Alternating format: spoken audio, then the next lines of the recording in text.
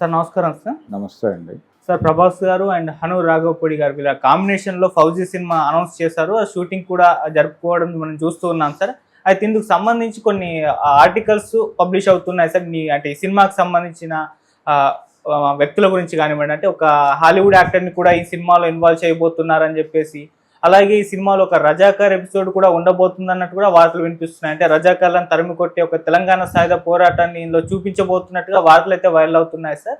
మరి సినిమా ఎలా ఉండబోతుంది, ఈ ఎపిసోడ్ ఏ విధంగా ఉండబోతుంది, మీరేం చెప్తారు? ఏమిటది?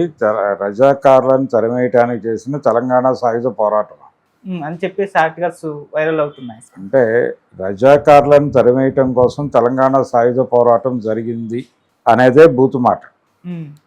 ఎందుకంటే రజాకార్లను తరిమేయటం అనే ప్రోగ్రాంకి సాయుధ పోరాటానికి ఏ సంబంధం లేదు.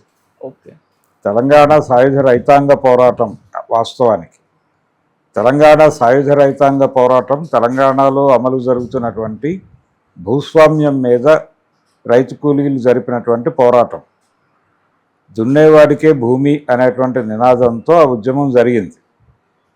తమని అణిచిపెట్టడం కోసం, అంటే బానిసలుగా చూస్తున్నటువంటి దొరలని గడీల నుంచి తరిమికొట్టి ఆ దొరల భూముల్ని ప్రజలు తమ హస్తగతం చేసుకోవడం కోసం జరిపినటువంటి ఒక పోరాటం. ప్రజల్ని అణగదొక్కటానికి సాయుధ మోకలతో విపరీతమైనటువంటి నిర్బంధాన్ని ప్రయోగించారు ఆ రోజుల్లో ఉన్నటువంటి దొరలు. ఆ నిర్బంధాన్ని ఎదిరించడానికి ప్రజలతో సాయుధ పోరాటం చేయించారు, ఆయుధాలు పట్టించారు. కమ్యూనిస్టు పార్టీ, ఉమ్మడి కమ్యూనిస్టు పార్టీ నాయకత్వంలో జరిగింది అది. అయితే ఈ పోరాటం వేరు, రజాకార్ల గొడవ వేరు. రజాకార్లు అనేది ఒక రకంగా రజాకార్లని ఎవరు ప్రారంభించారు, ఎలా ప్రారంభించారు అనే దానికి సంబంధించి కనీస అవగాహన లేకుండా ఈ రజాకార్ దాన్ని తీసుకొచ్చి సాయుధ పోరాటంతో ముడిపెట్టడం. ఇక్కడ మతం లేదు. అంటే చాలామంది ఏమనుకుంటారంటే నిజాంకి వ్యతిరేకంగా చేసినటువంటి సాయుధ రైతాంగ పోరాటం అనుకుంటారు. అలాగే మా భూమి సినిమాలో కూడా ఒక పాట ఉంది, 16 బళ్ళు ఎక్కి ఏ బండిలో పోతావు కొడుకో నైజాము సర్కారోడా. నైజాము సర్కారోడా అనే పదం అక్కడ వాడారు, కానీ వాస్తవానికి ఆ పాట ఒరిజినల్ వెర్షన్ రాసింది విష్ణూరు రామచంద్రారెడ్డి గురించి రాశారు. ఇక్కడ సాయుధ పోరాటం చాలా స్పష్టంగా తెలంగాణ పల్లెల్లో ఉన్నటువంటి దొరతనం మీద జరిపిన పోరాటం తప్ప నిజాంకి వ్యతిరేకంగా జరిపినటువంటి పోరాటం కాదు. అది నిజాంకి వ్యతిరేకంగా జరిపినటువంటి పోరాటంగా అది మారి ఉండేదేమో తదనంతర కాలంలో. అంటే నిజాంకి వీళ్ళందరూ తొత్తులు. ఇక్కడ ముస్లిం వ్యతిరేకత ఏమీ లేదు. ఇక్కడ ఉన్నటువంటిది, ఇక్కడ ముస్లిం ప్రభువు ఇక్కడ జనాల్ని వేధించారు అనేటువంటి ఒక నేరేషన్, ఒక నేరేటివ్ని మార్కెట్ చేసేటువంటి ప్రయత్నం హిందూ శక్తులు, హిందుత్వ శక్తులు చేస్తున్నాయి. అదే నేరేటివ్లో ఇప్పుడు వెళ్ళే ప్రయత్నం చేస్తున్నట్టుగా మనకు అర్థమవుతుంది ఈ వాక్య, అంటే ఈ పదబంధం చూస్తే. ఇదే సెంట్రల్ ఐడియా అయి ఉంటే, అంటే ఒక రజాకార్ క్యారెక్టర్ ఉంది, ఆ క్యారెక్టర్ కోసం ఎవరో హాలీవుడ్ నుంచి ఒక ఆర్టిస్ట్ని తీసుకొచ్చారు, అతను మేకోవర్ కోసం ఏదో కష్టపడుతున్నారు అని రాశారు వీళ్ళు. సరే, ఆయన కష్టపడవచ్చు, ఏదైనా జరగచ్చు. ఇక్కడ దొరతనం గురించి మాట్లాడాలి. దొరలు హిందువులే. నిజాం నవాబు ముస్లిం, కానీ దొరలు హిందువులు అనే విషయాన్ని గుర్తుపెట్టుకోవాలి ముందు. ఈ దొరలు ఆయనకి తొత్తులుగా ఉండేవారు. నిజాంకి తొత్తులుగా ఉండి దేశ్ముఖులు, ప్రముఖులు, పటేళ్ళు, పట్వారీలు ఈ వ్యవస్థే నడిపింది. వీళ్ళందరూ కూడా ఆయనకి హుజూర్ అంటూనే మధ్య మధ్యలో వీళ్ళ పద్ధతుల్లో వీళ్ళు వ్యవహరించేవారు. ఒక నవలలో ఒక సీన్ ఉంటుంది, దాశరథి రంగాచార్య గారు రాసిన సీను. ఒక దొర కమ్యూనిస్టులు చేసినటువంటి సాయుధ పోరాటానికి భయపడి ఊరు వదిలి పారిపోతాడు, హైదరాబాద్ వచ్చేస్తాడు. హైదరాబాద్ వచ్చేసి ఇక్కడ పోలీస్ యాక్షన్ ఆపరేషన్ పోలో పేరుతో నిజాంని లొంగదీసుకున్న తర్వాత పటేల్ సైన్యాల మద్దతుతో ఇక్కడ కాంగ్రెస్ టోపీ పెట్టుకుని దొరలు తిరిగి ఊళ్ళకి చేరారు. ఈ కాంగ్రెస్ టోపీ పెట్టుకుని ఊరికి చేరుతున్నటువంటి దొర వస్తున్నటువంటి వెహికల్కి ముందు ఒక 2 పోలీస్ వాహనాలు, వెనకాల ఒక 2 పోలీస్ వాహనాలు వస్తూ ఉంటాయి. ఈ పోలీస్ వాహనాలు చూసుకుంటూ ఆ దొర చెప్పే డైలాగ్, ఇంత ప్రొటెక్షన్ ఇచ్చారు నాకు కాంగ్రెస్ ప్రభుత్వం, ఇదే ప్రొటెక్షన్ ఆ రోజుల్లో నిజాం నవాబ్ ఇచ్చుంటే నేను అసలు ఊరోజులు వెళ్ళే పరిస్థితే వచ్చేది కాదు అంటాడు. ఇది చాలా కీలకమైన సీన్. అంటే నిజాం నవాబ్ కంటే కూడా కాంగ్రెస్ ప్రభుత్వం వచ్చాక దొరలకి విపరీతమైనటువంటి గౌరవం దక్కింది. కాంగ్రెస్ ప్రభుత్వాలు వచ్చాకే దొరలందరూ కూడా రాజకీయాల్లో ప్రవేశించారు, వాళ్ళందరూ రకరకాలుగా పదవులు అనుభవించారు. అలాగే ఈ కింది వాళ్ళని అంతకంటే ముందు అంటే నిజాం ప్రభు రాజ్యంలో కన్నా కూడా ఎక్కువ హింసించారు, వేధించారు, కేసులు పెట్టారు. అలాగే వాళ్ళు ఆక్రమించుకున్నటువంటి భూములన్నీ మళ్ళీ వెనక్కి లాక్కుని పేదల్ని పేదలుగానే ఉంచేటువంటి ప్రయత్నం బలంగా చేశారు కాంగ్రెస్ మద్దతుతో. దీన్ని ఎస్టాబ్లిష్ చేస్తూ సన్నివేశం రాశాడు ఆయన. ఇది వీళ్ళకి పట్టదు. ఇక్కడ మత మార్పిడులు జరిగాయి, రజాకారులు ఇక్కడ మతరాజ్య స్థాపన చేయటం కోసం చేశారు. కాసిం రజ్వీ నాయకత్వంలో ఒక ఇదేంటంటే కాసిం రజ్వీ తర్వాత ఇక్కడ నుంచి పారిపోయాడు, ఆయన వెళ్ళి అక్కడ చనిపోయాడు పాకిస్తాన్లో. అయితే మతరాజ్య స్థాపన, మత మార్పిడులు వ్యవహారం కూడా నడిచిన మాట వాస్తవమే, కానీ అది పూర్తి స్థాయిలో జరగలేదు. అంటే ఇక్కడ అంజుమన్ల పేరుతో మత మార్పిడులు చేశారు, కానీ ఆ మత మార్పిడులు కింది కులాల వాళ్ళని చేశారు. పై కులాల వాళ్ళు ఎవరు మతాలు మారలేదు, ఇక్కడ దొరలు ఎవరు మతాలు మారలేదు. కూలి పనులు చేసుకునేటువంటి వాళ్ళు మారారు, కింది కులాల వారు మాదిగలు ఇలా మారారు. మారినప్పుడు వాళ్ళకి పనులు ఇవ్వలేదు దొరలు. ఎందుకు పనులు ఇవ్వలేదంటే, మీరు నవాబు గారి మతంలోకి మారిపోయారు కదా, నిజాం నవాబు మతంలోకి మీరు మారిపోయారు కదా, మీతో పనులు ఎలా చేయించుకుంటాం మేము అని చెప్పి బయట నుంచి కూలీలను తెప్పించుకోవడం మొదలుపెట్టారు. వీళ్ళ రోజువారీ జీవనం దెబ్బతిని అయ్యా ఇలా అయితే అలాగా మాకు పని చేసుకోవాలి కదా అని అడిగారు. అయితే మళ్ళీ మీరు హిందూ మతంలోకి వచ్చి కులంగా మారిపోతాయి, అప్పుడు మీకు పనులు ఇస్తామని చెప్పారు. పనులు ఇస్తామంటే వాళ్ళు మళ్ళీ ఆర్య సభ ఉంది ఇక్కడ, వాళ్ళతో ఘర్వాపసి ప్రోగ్రాం, శుద్ధి కార్యక్రమం అని ఒకటి జరిగింది అప్పుడు. ఆ శుద్ధి కార్యక్రమం కింద మళ్ళీ వాళ్ళని హిందూ మతంలోకి తీసుకుని వాళ్ళతో కూలి పనులు చేయించుకున్నారు హాయిగా. ఈ రెండు ప్యారలల్గా నడిచినాయి.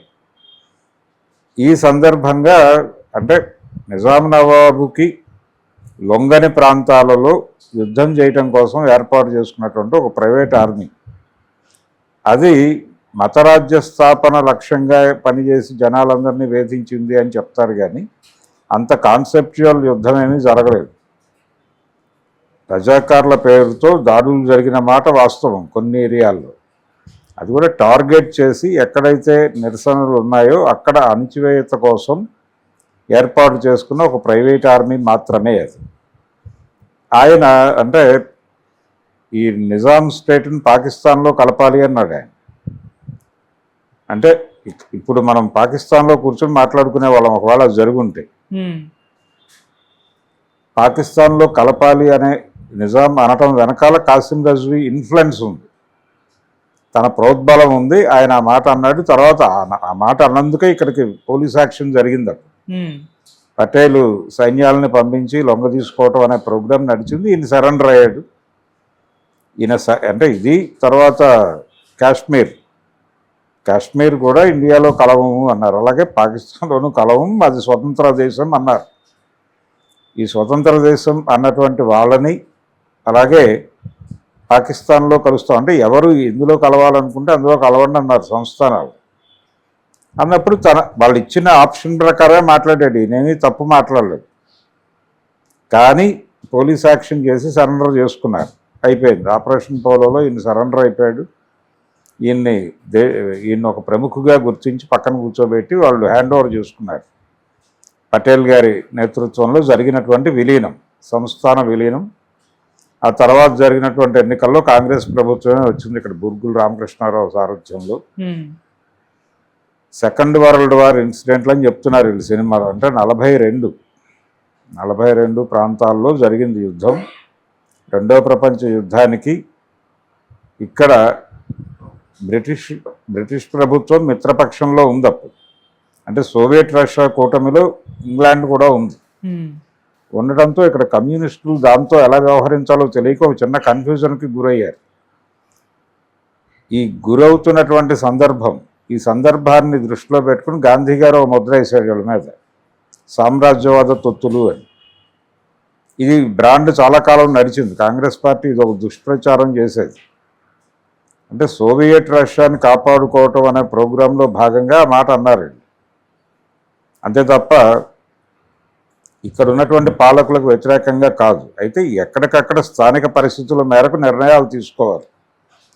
ఇదే విషయం స్టాలిన్ చెప్పారు. తర్వాత వీళ్ళకి పూర్తిగా అర్థం కాలేదు, సాయుధ పోరాట విరమణ ప్రకటించారు. ఈ నేపథ్యాన్ని మొత్తాన్ని తీసుకుని కన్ఫ్యూజన్తో సినిమా తీయబోతున్నారు అనేది అయితే అర్థమైంది. ఇందులో ప్రభాస్ చేస్తున్నటువంటి క్యారెక్టర్ బ్రాహ్మణ యోధుడి పాత్ర అన్నారు. ఈ ఫౌజీ అనేది బహుశా సైన్యంలో రిక్రూట్మెంట్ సెంటర్లో పెట్టారు ఇక్కడ బ్రిటిష్ వాళ్ళు. ఎక్కడ సికింద్రాబాద్ కంటోన్మెంట్, ఈ వ్యవహారం అంతా అదే. ఇక్కడెక్కడో రిక్రూట్ అయినటువంటి ఒక బ్రాహ్మణ యువకుడు, అతని కుటుంబాన్ని రజాకారులు ఏదో చేయబోతే ఆయన అక్కడ యుద్ధంలో చూసి ఇక్కడ జరిపేటువంటి రియాక్షను మీద సినిమా నడుపుతూ ఒక ముస్లిం ప్రభువు నేతృత్వంలో ఆయన ప్రైవేట్ ఆర్మీ ఒక బ్రాహ్మణ కుటుంబంలో రాజేసినటువంటి చిచ్చు నేపథ్యంలో సినిమా తీయటం ద్వారా ఒకవైపు సెకండ్ వరల్డ్ వార్ నేపథ్యము, సెకండ్ వరల్డ్ వార్లో ఒకవైపు ఆయనేమో స్టాలిన్ హిట్లర్ మీద యుద్ధం ప్రకటించున్నాడు. హిట్లర్ మీద గెలవటం కోసం అన్ని దేశాలని, అంటే తనతో కలిసి వచ్చే దేశాలన్నింటినీ కలుపుకుని వెళ్ళాడు మిత్రపక్షాలు అనే పేరుతో. ఇంగ్లాండ్ అటువైపు ఉంది. మరి ఫౌజీ ఎవరి పక్షాన పోరాడతాడు అంటే, ఒకవేళ ఈ ఫౌజీని తీసుకెళ్ళి అప్పుడు ఆయన ఒక ఆర్మీని క్రియేట్ చేశాడు, నేతాజీ సుభాష్ చంద్రబోస్.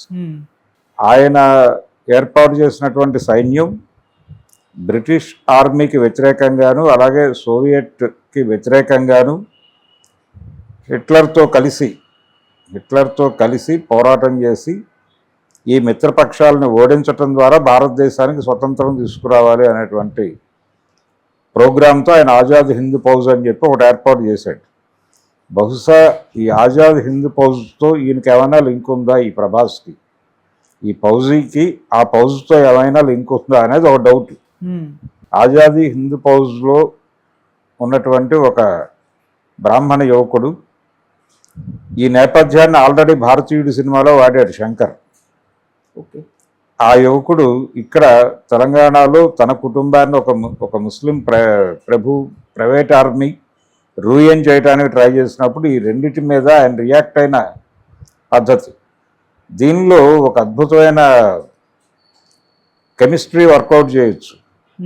ఆ కెమిస్ట్రీ ఏంటంటే, ఒకటి, ప్రపంచం అంతా ఇప్పుడు ఉగ్రవాద మతంగా మాట్లాడుతున్నటువంటి ఇస్లాం మీద దాడి చేయొచ్చు, అలాగే కమ్యూనిస్టుల మీద దాడి చేయవచ్చు. ఇన్ని వెసులుబాట్లు ఉన్నాయి. ఈ వెసులుబాట్లన్నీ వాడేసుకుని ఆ సినిమా తీసి ప్రభాస్తో ఒక పాన్ ఇండియా మాత్రమే కాదు గ్లోబల్ సినిమా తీసేసి ఒక అద్భుతమైన విజయాన్ని సాధించి సీతారామం సినిమాతో సెన్సిబుల్ డైరెక్టర్ అనిపించుకున్నాడు ఆయన. అక్కడ కూడా ఈ కాన్ఫ్లిక్ట్ తీసుకున్నాడు ఆయన. ఇదే కాన్ఫ్లిక్ట్, హిందూ ముస్లిం కాన్ఫ్లిక్టే తీసుకున్నాడు. నేపథ్యం ఇక్కడే ఉంటుంది. అది కూడా నవాబు గారి అమ్మాయి. అక్కడ ప్రోగ్రామ్ ఏమిటి, హిందూ యువకుడు ముస్లిం గర్ల్. ఒకవేళ అది రివర్స్ అయితే ఎలా ఉంటుంది ప్రపంచం అని కూడా ఆ రోజుల్లో విమర్శలు వచ్చినాయి. అంటే హిందూ యువకుడు ముస్లిం అమ్మాయి, కానీ అక్కడ క్యారెక్టర్లు చేసింది దుల్కర్ సల్మాను, యువతల ఈవిడే. అయితే దీన్ని రివర్స్ చేసి ఉంటే, ఆవిడ హిందూ అయ్యి అతను ముస్లిం అయితే సమాజం ఎలా రిసీవ్ చేసుకునేది అనేది ఒక ప్రశ్న వచ్చింది ఆ రోజునే. అప్పుడు డెఫినెట్గా పరువు హత్యల లెవెల్లో ఫీల్ అయ్యేవాడు జనాలు. ఫీల్ అయ్యి సినిమా డెఫినెట్గా ఆడేది కాదు. ఇది వ్యతిరేకమైన సినిమా అని చెప్పి ఫీల్ అయ్యేవారు, సెంటిమెంట్కి వ్యతిరేకమైన సినిమాగా ఫీల్ అయ్యేవారు. ఎప్పుడైతే ఆ అమ్మాయి ముస్లిం అయి ఇతను హిందువుగా చూపించాడో డైరెక్టరు, అప్పుడు ఇది ఆ వ్యవస్థను కంట్రోల్లోకి తీసుకునేటువంటి సినిమాగానే భావించారు. అంటే ఇక్కడ ప్రజల్లో ఒక మూడు సెట్ అయి ఉంది, హిందుత్వ మూడు. ఆ మూడుకి కనెక్ట్ అయ్యే సబ్జెక్టుగా మారింది. అప్పుడు ఆ రోజునే ఆయన ఆ మ్యాజిక్ చేశాడు. ఇప్పుడు అదే మ్యాజిక్ని ఇంకొంచెం బిగ్గర్ స్కేల్లో చేయబోతున్నాడు అనేది అర్థమవుతుంది. చాలామంది అది చాలా ఆహ్లాదంగా తీశాడు ఆ సినిమా, చక్కటి ప్రేమ కథ అని మాట్లాడారు, కానీ దానిలో కూడా ఒక కుట్ర ఉంది. దానిలో ఏ కుట్ర అయితే చేశాడో అదే కుట్రని మరోసారి బిగ్ స్కేల్లో ప్రభాస్తో చేయబోతున్నాడు హను రాఘవపూడి అనేది అర్థమవుతుంది. సో ఈ సినిమా కూడా మామూలు ఇస్లాం వ్యతిరేకత రెచ్చగొట్టడం ద్వారా హిందువుల హృదయాలని గెలిచి బాక్సాఫీస్ దగ్గర అద్భుతమైన వసూళ్లు రాబట్టాలి అనేటువంటి ఒక జనరల్ ప్రోగ్రాం అందరూ చేస్తున్న పనే. తండేల్లో అల్లు అర్జున్ గారు ఏం చేశాడో, అల్లు అరవింద్ గారు ఏం చేశారో అదే ఇక్కడ హను రాఘవపూడి చేయబోతున్నాడు. ఈ సినిమాకు కూడా వెనకాల నిర్మాతల దన్నుంది. అందరూ కూడా ఈ సినిమాని ఒక భారీ సినిమాగానే ప్లాన్ చేస్తున్నారు. సో ఆ స్కేల్ అనగానే ఆయన బ్రెయిన్ అక్కడికి వెళ్ళిపోయింది. మేబీ మ్యాక్సిమం ఈ ఫౌజీ అనే టైటిల్ కూడా అక్కడి నుంచే తీసుకుని ఉంటారు. ఆజాద్ హింద్ ఫౌజ్ నుంచి, ఆజాద్ హింద్ ఫౌజ్కి తెలంగాణలో రజాకార్ల కార్యక్రమాలకి, బ్రాహ్మణ్యానికి, హిందుత్వాకి లింక్ పెట్టేసి ఒక టానిక్ తయారు చేసి వదలబోతున్నాడు. ఈ సినిమాని మరి ప్రజలు అంటే తండేలు సినిమా విషయానికే బోరింగ్ అయిపోయింది జనాలకి. అయిపోయి పెద్దగా ఆ సినిమా వైపు చూడలేదు జనాలు. ఒక మోస్తరు చూశారు అంతే, హిట్ అని వాళ్ళు చెప్పుకుంటున్నారు, నెంబర్లు వేసుకుంటున్నారు, కానీ థియేటర్ల దగ్గర జనాలు కనిపించడం లేదు. మరి ఈ సినిమా ఎలా జనాల్ని కనెక్ట్ చేసుకుంటుందో చూడాలి. అంటే జనాల్లో ఆ ఎమోషన్ అంటే రెగ్యులర్ అయిపోయి అలవాటు పడిపోయి చిరాకు పడుతున్నటువంటి ఒక సందర్భంలో ఉన్నాం మనం అనే విషయం మర్చిపోతున్నారు ఫిల్మ్ మేకర్. మర్చిపోయి ఎంతసేపు వాళ్ళకి ఎన్డీఏ మూడోసారి గెలిచింది అనేదే వాళ్ళకి అర్థమవుతోంది, కానీ నార్త్లో 60 సీట్లు కోల్పోయారు వాళ్ళు, 63 సీట్లు కోల్పోయారు అనే విషయం వాళ్ళ స్ఫురణలోకి రావట్లా. ఇప్పటికీ దేశం అదే మూడ్లో ఉందనుకుంటున్నారు. ఇలాంటి కథల కంటే కూడా పుష్ప 2 లాంటి కథలు బెటర్. అలాంటివి ఏదైనా చేసుకుంటే ప్రభాస్కి ఇతనికి కూడా ఉపయోగం. వీళ్ళేదో సిద్ధాంతం చెప్పి దేశాన్ని కాపాడటం కోసం సినిమాలు తీస్తున్నాం అనే భ్రమలో జనాల బుర్రల్లో విషయం నింపే ప్రయత్నం చేస్తున్నారు. ఆ సిరీస్లో ఈ ఫౌజీ కూడా ఒక భాగం అని ఈ లీకేజ్ ద్వారా అర్థమైంది.